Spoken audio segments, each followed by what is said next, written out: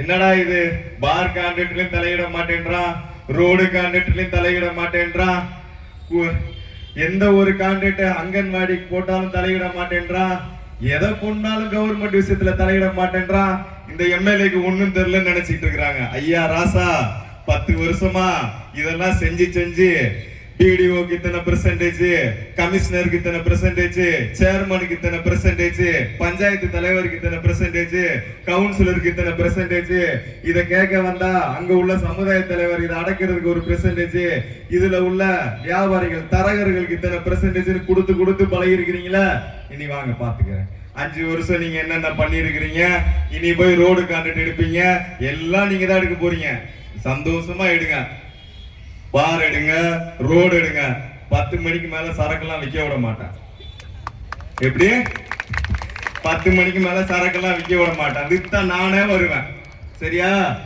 அதுவும் இல்லாம அங்கங்க இந்த மெயின்ல ஒயின் ஷாப்லாம் வச்சிருக்கீங்களா, தூக்கி பெட்டி எரியறனா இல்லையான்னு பாருங்க. கடையெல்லாம் விருது. எங்க அண்ணனும் என்ன லஞ்ச ஊழியம், எங்க அண்ணனும் சீட்டு தர்றதுக்கு எனக்கு பணம் கேட்கல. எத்தனையோ மிட்டா மிராஸ்தார்கள், எத்தனையோ முன்னாள் அமைச்சர்கள் இந்த விருதுநகர் சட்டமன்ற தொகுதியில சீட்டு கேட்டாங்க. எங்க அண்ணன் என்ன செஞ்சா தெரியுமா? எனக்காண்டி 2014 இருந்து உழைச்ச செல்வன் ஒரு பையன் இருந்திருக்கிறான், அந்த பையனுக்கு தாயா சீட்டுன்னு சொல்லி கொடுத்தாரு. சரிங்களா? அந்த சீட்டை வாங்கிட்டு என்ன செய்ய தெரியுமா? இந்த மாரியம்மா மேலையும் இந்த இருக்காங்கல்ல இந்த வேலம்மா மேலையும் சத்தியம் பண்ணிருக்காங்க. எப்படி என் மக்கள் வரி பணத்தை ஒத்த பைசா 10 பைசா தொட மாட்டேன்னு சொல்லி. சரிங்களா? அதனாலதான் இந்த பஸ் ஸ்டாண்டுக்கு பின்னாடி ஒரு பாரை எடுத்துட்டோம். அதனாலதான் கேஸ்குடன் பார் இருக்குல்ல, அதையும் நம்ம எடுத்துட்டோம். அதனாலதான் முனிசிபாலிட்டி கிட்ட ஒரு பார் இருக்குல்ல, அதையும் நம்ம தூரம் எடுத்துட்டோம். மொத்தம் 6 கடை எடுத்துருக்கிறோம்.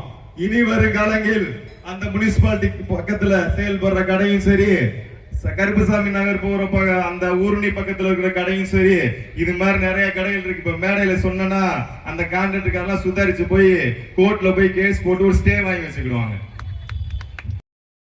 அப்படிம்பாங்க. ஆமா தானே? அப்புறம் இன்னொருத்தவங்க என்ன சொல்லுவாங்க, இது எனதாச்சு அப்படிம்பாங்க.